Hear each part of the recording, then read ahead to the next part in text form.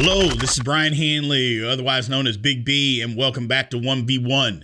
Today we are talking basketball, particularly American basketball versus European basketball. What are some of the differences?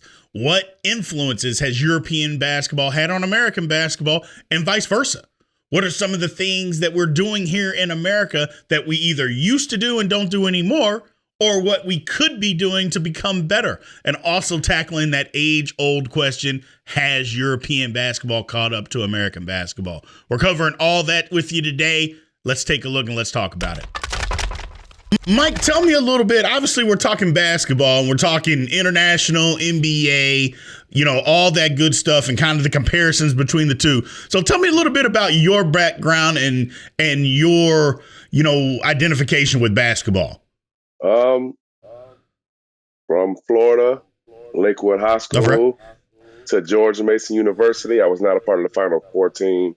Those are my guys. Gotcha. So I made it to the round of 32 as the furthest I made, but we were really good in college, winning his class in George Mason history. All right. And then 10 years pro overseas, Germany, Turkey, Greece, Thailand, Lithuania, Cyprus, Belgium. I've been around a little bit. So you got to kind of bounce around when you're overseas like that, right? Yeah, I feel like if you're going to be over there, you might as well get to experience life over there, So I didn't want to stay in one place for too long. I stayed in Frankfurt for 4 years. That was probably my biggest home base. But I really just I was very comfortable there. I could have stayed there, but I just wanted to go see the world some more, Man, all more power to you, man. I got a couple friends of mine from high school that kind of did the same thing. They were in Turkey and they stayed there for a little bit and then they just kind of bounced around. Same thing. Yeah. They just want, if they were over there, they're like, I might as well see everything that I can see over there and play and make money. So I get it, man. You get a chance to live different cultures, not just touch down for a vacation, but live different cultures. It's pretty cool. Good for you, man. Good for you. And thank you again for taking the time. Like I said, we're just talking basketball. So kind of the way that we're stepping into this, obviously there's a difference between American basketball and European basketball. A lot of people don't necessarily know the difference. I wanted to get the perspective of somebody that actually played obviously in America and overseas. Tell me what you see as some of the bigger differences between the two. There are really only two really main differences. One is the rules. And there's just a few rules that really impact the difference in here and there. No defense at 3 seconds. That is a huge rule in European basketball. That makes a difference in the NBA. The reason the NBA is so easy to score because you're not allowed to stand in the paint. So people are driving and kicking, you can't stand in the paint. And if you do, you got sharpshooters all over the NBA. So it opens the court up and makes the game more fun, more points, 120, 130 points. You're never going to have that in Europe. Rarely you'll see a 120, 30-point game. I mean, you just won't. Okay. And that's why I knew Luka was going to be so dominant. Luka was going to get 20 in the EuroLeague, which is the next best league behind the NBA at age 18. He's MVP. And he's playing against the best in the world and the European rules, and he's killing. I said when he gets to the NBA, it's going to be very easy for him to score. And as you see, yes, it's just like the court's wide open for him. See, I don't think a lot of people understand that or even know that. Not necessarily understand. I don't think a lot of people knew that there wasn't a defensive 3 seconds in European basketball. I don't think a lot of people knew that. Yeah, so you'll see when you see international play and Team USA goes and plays against these other countries and you wonder why are we not scoring so easily as we do it in the NBA? Because when the paint is clogged and you can just put somebody down there, sure you can beat your man, but it's always somebody there waiting. And now you got to be able to boom, boom, boom, boom, boom, move the ball. So absolutely, these U.S. teams that were not good at that, they got beat. The teams that can make that adjustment have stars that still understood the game. That's why they go there and still win by 20-30 because I'm going to beat you when I could do. And now we're lobbing, dunking. Once the ball click passes a few times, we're still better athletically, skilled. We're still better. So if we can play the right way, we win. If we can't play the right way, it's a tight game. It's a struggle. Gotcha. Yes. And I think that's kind of where, what was it in the early, I guess the mid 2000s is where America got in trouble, is because we didn't play that way. We didn't move the ball. We didn't do those things. And I don't know if they necessarily caught up, but if you're having to play by those rules, we didn't play by those rules and we were getting beat. Well, they caught up, but if you brought the national team games into NBA rules, it didn't matter what team we could send college players. It wouldn't matter still, right? But now that the world has caught up a little bit, I can argue that, but have caught up a little bit, you got to be able to play the right type of basketball because they play their national team year in, year out. 4 times a year, they're always together. We throw something together right before and say, all right, let's just go out there and be better. It's not easy. Well, okay. Well, let's talk about that. Let's stay there. You say that they have caught up. My argument against that is I always believe that if America plays with a big man and used a big man, European basketball wouldn't be able to do anything with it. Now, what big? Because if give me the big. Oh, go ahead. Give me the big is what I'm asking you. Which big man? Well, and that's the thing. I think America has gone away from using a pivot.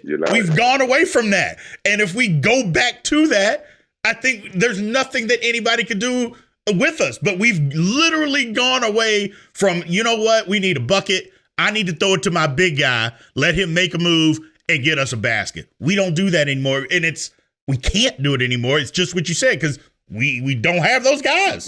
It's 2 sides to the coin of that. America realized that 3 points is more than 2. Everything is numbers and you know it's almost overdone, honestly. Numbers. Yes. But 3 is more than 2, and if we can get good 3-point shots, even if we're going to shoot 10% lower, 40% 3 points is very, very high, very good. 50% 2-point is very high, very good. So if we shoot a little bit lower, but shoot way more threes, we're gonna have more points in the game. They figured that out, and then can I curse on this show? It's been a mess since then. Everything's 3-pointers. Everybody's jacking up, even the teams that can't shoot. So. I got you, man. And that's where I think, and I get it. Analytics plays a big part of it. To me, I think analytics is a lot of nerd basketball. Yeah. It has its place. Don't get me wrong. And it's just what you said. 3 is better than 2. But I think the problem is, I shouldn't say the problem. One of the things is that the shot selection that we take, between 17 and 21 feet isn't necessarily a good shot. Guys were settling for that versus getting to the basket or getting the ball inside. Because like you said, if you can shoot 40% from 3, okay, that's great. But when guys are shooting 46% from 2, that's horrible. That's horrible. Got to get closer. Got to shoot better shots. Yeah. And that's where the difference is. You might as well take the extra step out and shoot 42% from 3 than shooting 46% from 2. And that's why the mid-range game is just done and dead. Only DeMar DeRozan and Tatum, a few people can actually be efficient from there. But like I said, it's 2 sides to the coin. And the reason the Lakers and Shaq were so dominant, you guys want to run and shoot threes, but you have to come down. We're going to dump it in. We're going to slow the game down. We're going to pound it in. We're going to either get to the free throw line or make a layup dunk. You got to take the ball out. No more fast breaks for you. No more open threes. So you can play. I'm agreeing with you. That is eventually it's going to come back. There's always fads in basketball. Once you're starting to see that these bigs are the best players in the league, and it's like, man, maybe we do need to get a good big, So yes, but I think America versus Europe when it comes to that, or just overseas in general, the big man is the difference. And if we just said, you know what, we are going to use a big man, I think it's a game changer. I really, really do. But when, at a young age, when guys are starting out, when all they do is shoot jump shots all the time and they don't pivot, it's different. I'm older. I'm 47. I played basketball when it was always a big man, and that's how you had to play. And I get things change, but I'm with you. I think it's fads. It'll come back, but I think we need to get back sooner than later. It's going to come back when somebody forces it. The reason the game changed to how it is now is because Steph Curry was undeniable. When it's like, oh my goodness. At first, when we seen him shooting these shots, we were like, this is crazy. This is insane. Now it's almost normal the way they shoot the ball, So it's once you get the dominant person down low, they're going to have no choice. But as you see, Joker is killing, Embiid's killing. Giannis is putting people on the rim. Zion's putting people on the rim. Yes. Listen, if you can get to the rim every time over and over again, do that. You know? Right. And that's my whole thing, because I'm the type, and I think, and people say that it's old school. I don't think it's old school. I think it's just makes sense basketball, is that people talk about, the fundamentals and this, and I'm like, look, I don't have to dribble between my legs behind my back 18 times to get to my spot and get a shot up. That doesn't make you a better ball handler because you can do that. It just means you did that to get there. I think that's kind of the difference between European and American basketball. Now, I see European basketball as they get to a spot and they do what they got to do. Like Luka, for instance. Luka has moves, but Luka's not the quickest guy on the court. He's never going to be. But he can get to where he needs to get to because he understands angles. But more importantly, he understands how to play basketball. Yeah, he understands where everybody is at all times. He understands spacing to the T. So he knows how to manipulate defenses and know when to attack, where to attack, and who to hit, who not to hit. Like, you can be open, you're open for a reason. I'm not passing you. I'm just going to shoot the step back. So to be that skilled and have his brain is why he stands out, honestly. It's like you said, he's not the fastest. He's not the most athletic. He's not even the greatest shooter. He likes to get to that left hand step back, but he's not the greatest shooter in the world. He's just smart. No, he's just smart. Well, tell me where you see the biggest influence, being somebody that's played for overseas for years. What you see is the biggest European influence that has dipped into American basketball. Honestly, the reason we kind of almost just touched on it is Golden State is a picture perfect site of European basketball. Honestly, the ball is, of course, you have Steph Curry, who's the outlier. He's the guy who they're trying to get it to, and that's not European, where they're trying to really get it to one person to shoot. But the way the ball moves and they keep moving, the spacing, the move, click, pass, click, pass, click, pass. I mean, that's European basketball. The biggest difference in American kids coming up and how we're taught the game and European, where our focus is skill development, you get better, how you beat a person, how to step back, how to get to this, how to get different finishes, other than that, one-on-one, how to beat somebody, skill development. And then we also are trying to teach the game after that. Okay, this is that, spacing, different, parts of the game, different, little small pieces. It's the other way around in Europe. They are teaching the game first. They are teaching proper spacing, how to move the ball, what to look for. This is what their focus is coming up. Even with we have the Nike circuit and EYBL, and we have different circuits like that. It's really, let's make these kids stars. Who's going to go there and do what? They have everybody averages. They have the whole league ran like it's the NBA. In Europe, these professional clubs all have younger teams. There's no high school basketball. There's no middle school basketball. School isn't involved. These clubs have younger teams, and they're teaching them and grooming them. You're already a part of a professional team, essentially. You're not getting paid. In some cases you are, but you're, as a kid, I'm talking about like when my son was over there, he was playing with, I was with the Fat Force Skylanders, so was he. And when he, coming up, you know what I mean? It's the kids team. But they're teaching them the game, teach them. As they bring you up, they're going to start developing you once they see you start standing out. But you know the game. So then we can put an 18-year-old in a professional game with me, and he knows what he's doing. And he knows what he's doing already. Gotcha. So now you have kids that actually know how to play. Now, when these kids when these kids are outliers and then they become superstars, and now they come to America and they're like, these guys are a bunch of no offense to us. These guys are a bunch of idiots. They don't know the game at all. They don't know the game at all. So they're like, oh, this is easy. What are you talking about? Joker looks like, do y'all not see the skip that y'all leaving open? Okay, boom. Boom. I'm with you. So in your opinion, because to me, that's a better way to do it, how they do it in Europe. Do you think that's a better way? It's so crazy because there's no right or wrong. You have to do both is the simple answer. The reason we're still the best in the world is because no matter what, you can be the best coach team and be the best together team in the world. Our guys are better than your guys. And we're going to go out there and we're going to score more and we're going to get a few more stops. Now, y'all are going to play better basketball and create easier stuff and this and that. But at the end of the day, we're going to walk over the goal because we have better players. And our best players, if we ever send when we send our best, when we sent D Wade, Kobe, Bron, Melo, KD, Russ, when we sent those guys, they are smart. They're smarter than you in a different way. They're taught a Correct. different way, but they're better than you. We understand the game in a different way, but they're just as smart. So we're always going to be ahead in that aspect. But I agree with you. The way they're teaching it is the way they're able to stay alive, because they're never going to be more athletic than us, more No. fast, more skilled. No matter what they do, Nope. that's going to take another 100 years to catch up, right?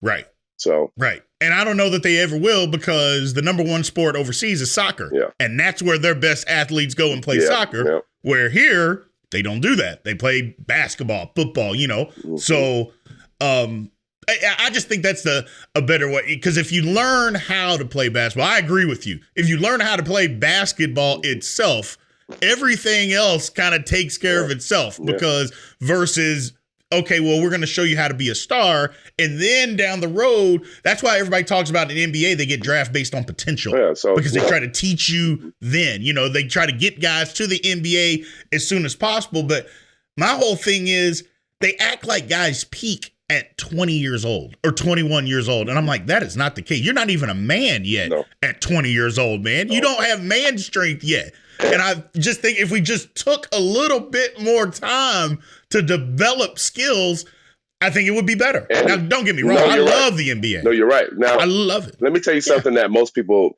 the average fan, just did not understand. Only basketball players really understand this.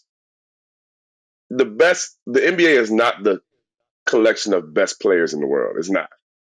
The best players are not from top to bottom in the NBA. It's just not. The NBA is guys that are way better than everybody, the superstars, the all-stars, and the almost all-stars. These guys are the best players in the world, right? Then the rest are, let me see what I could turn this guy into. And like you said, they'll be 20. Let me give it 2 years, 3 years, train them, see if I can make them into that level. If not, okay, send them overseas. We got new guys coming in. Let's see what we could turn these guys into. They're not interested in, there's guys overseas getting millions that can be on the NBA roster and actually come in the game and give you minutes and help you, whereas guys that's on bench that cannot. They just can't. They're not ready. They're not supposed to be ready. But you're not gonna waste that roster spot on a 30-year-old that's already proven that's a star that can kill, that should be in the NBA. You're gonna go get the 20-year-old that's 6'10" and lanky, still a little trying to figure it out, but he's athletic. And now let's try to turn him into Giannis. So it's not the collection of best players. It's just not. So most people don't understand that. Down. You are 1,000% correct. Most people don't understand that. I have a little bit of background at it, but I don't understand. I didn't understand all of it, but it's just what you said. When you look at it from that perspective, it makes sense. They kind of churn and burn. But another thing that NBA rosters do is kind of what you said. They'll draft a guy, but then they always talk about, well, they stash him in Europe for 2 years, 3 years to let them develop. Why are they doing that? Because they know that over there, they're going to teach them. That's right. They're going to teach him than we can. Y'all keep doing what y'all doing with him. And when he gets this, he's 18 now. When he's 21, he's going to be bigger, stronger, more skilled. Y'all are still teaching him the right way. And he's got his confidence up because he's been busting people up, Yes. I agree wholeheartedly, man. I agree wholeheartedly. So on that tip, what do you think that America can do to change it? What is there anything like it is at the college level, the high school level, the AAU level? Because to me, I grew up in an AAU era. Like I said, I'm older. So, but when I played AAU, it didn't mean near as much as high school did, or it just didn't. High school was the main thing. You played AAU in the summer, you got recognized and all that kind of stuff, but it wasn't near the focus as what it is right now. What do you think America can do to kind of change that as far as development? Because again, when I played, the development was all in high school. There was no development in AAU. It's honestly, it's different from the time you played, and it's different when I played. When I played, it was AAU was more important. This is when you get on your Nikes, your Adidas, your Reeboks. You get on these teams, you go play national schedules. The coaches are going to see you. I'm at a public school in the hood.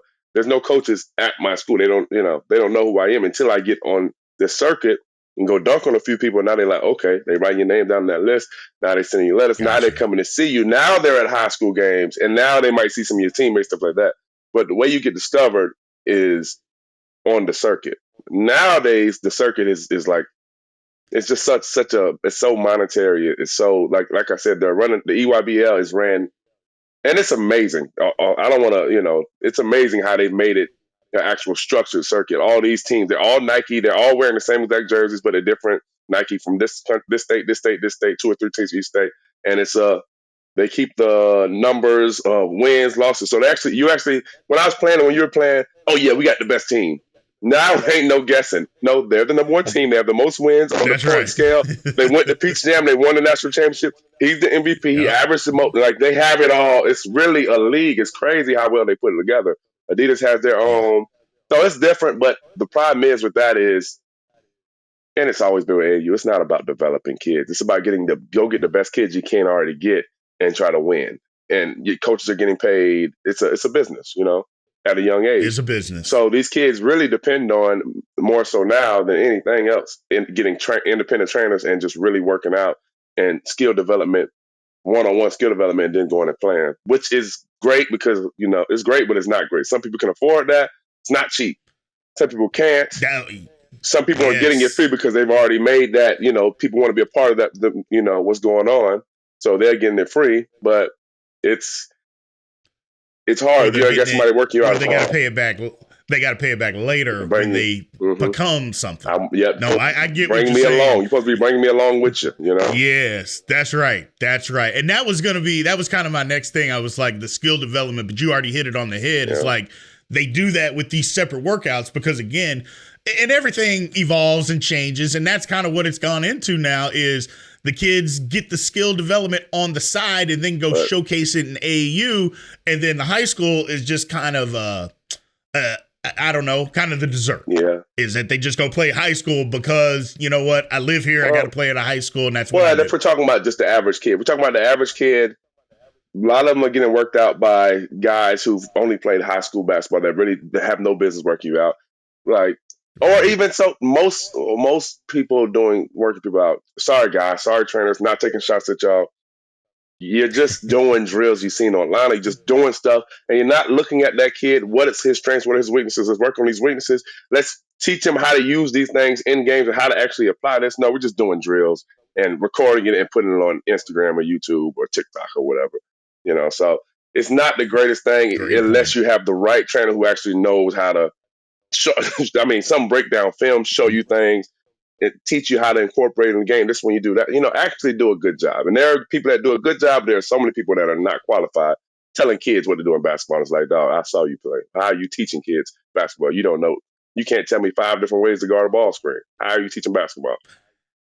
And that's kind of the problem when it comes to understanding basketball is because they're getting taught by people that don't really know. They understand skills. And maybe they were a great scorer when they play, but that doesn't mean you can teach teaching and doing 2 different things. Because just because this is how you did it doesn't mean this is this kid's strength and what he needs to learn how to get to.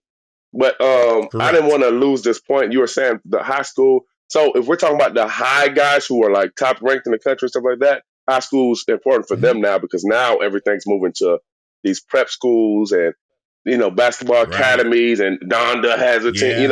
These teams where they load teams and they're just playing against other prep schools, and that's great. I think it's great because now they're on ESPN. They're getting better exposure. I'm not sure if you're familiar with OTE. So no, go ahead. Overtime. It's called Overtime. It started off as an Instagram page, and they were smart. They were ahead of the game. They were one of the first ones to start showing high schoolers. Like, it's Bleacher Report, everything's NBA, everything's college. They just started showing high schoolers. They blew up. They got a big following. They now have their own league in Atlanta. Started last year with their first time. They had 3 teams, and they got like 30, maybe like 30, 40 of the top players in the country. They pay them all $100,000 to $200,000 on the year. They train them every day. Okay. They got a dope facility built, like their own gym built in Atlanta. Really nice. Better than college campus is nice to talk about. Really nice facility. They're training them. They're playing against other prep schools, but they play their own league against each other. Now they're up to 6 teams playing their own league against each other. They built their whole thing. So that's pretty cool. And they have pros in there training them. So these guys, you're going to start seeing OTE guys. Like pro trainers. You're going to start seeing OTE guys start being the 1-2 picks in the league. And they're going to, the next 5 years, you're going to be like, dang, Mike told me about that. So they're on year 2 right now. That's dope. They got these twins that are like 6'9" twins, and these dudes, I can't call their name. These dudes are nasty. They're gonna be lotteries. They are nasty. So in that league, are they going like they're in high school? Are they doing, because you got to play 1 year after high school? Are they set up to do that, or are they sending kids to college too? I think kids will go to college, or kids will go to the little G League thing. I'm not sure. I think they still have to go a year, I believe. Yeah. Okay, so I wasn't sure. So it's not a place where they stay that one extra year after their regular schedule. I could be wrong with that, though. They're just doing. I could be wrong with that, but no, they are all high schoolers. And I'm not sure if they can do their 1 year. They are getting paid, so I'm not sure if they're doing their 1 year, then going straight to the league. I don't believe they are, but you're right. That's a possibility. I'm not sure on that one. But they found another niche that is pretty dope. Yeah, well, it sounds like the one thing that you mentioned in all of that is the pros. They're actually getting. So they are learning how to play. They're living. They have like dorms right across the street from the gym. They're living together. They're competing every day and practicing. They're no longer in school, but now they're doing a great job. I mean, it's amazing. They have like two tutors coming in, and they're doing their schoolwork there. So they're actually locked in. They're always together. They're together. They're doing work together. They're going to the gym, getting work in together. They're competing against each other. They're having, it's really dope. It's really dope. They came up with something brilliant there. But they're doing it the right way. They're not doing these kids wrong. They're making sure they're probably getting a better education they would have got wherever they was at. Now they really sitting forced to sit in there with just their teammates and really, learn. They're not just in there like, all right, give me an A because I'm so and so. They're not. It's not that situation. Well, they're also probably teaching them life skills and things that they need to know. Matter.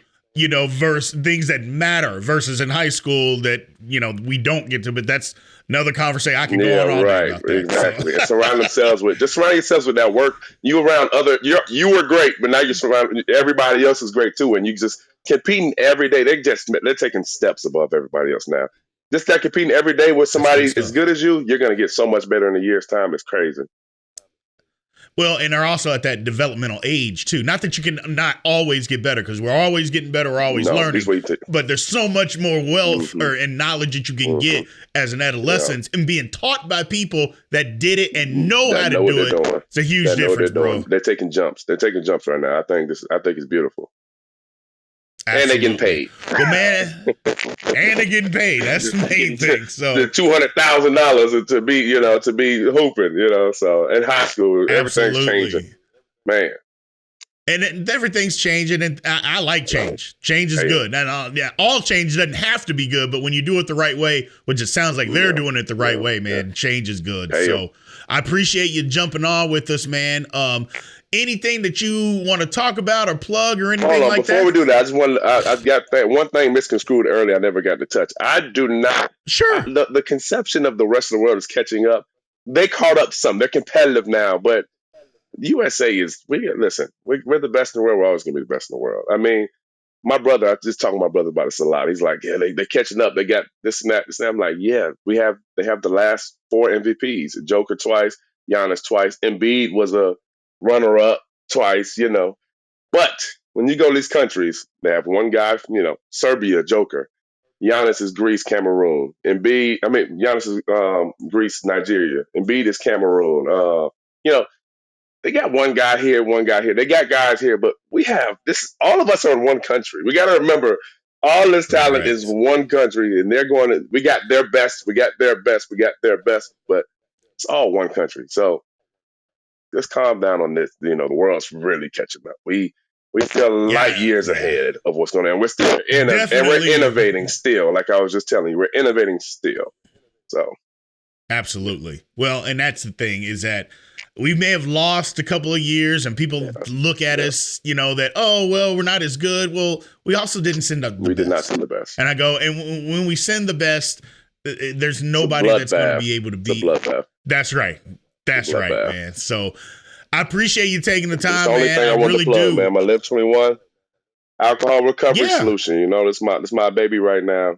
Hope that look beautiful. Look at that gold top. Look at that. It's beautiful, beautiful. So if you drink beer, wine, alcohol, whatever you drank this before you go to sleep. Wake up, no hangover, no symptoms. You're back to what you got to do the next day. Live 21. Where can we get it? At justlive21.com. Justlive21.com. kobebryant.com. Yes, thank you. Absolutely, man. Well, I appreciate it. And thanks for taking the time and talking to us about basketball, man. We'll have you back on Yeah, again. it's lovely. Appreciate you.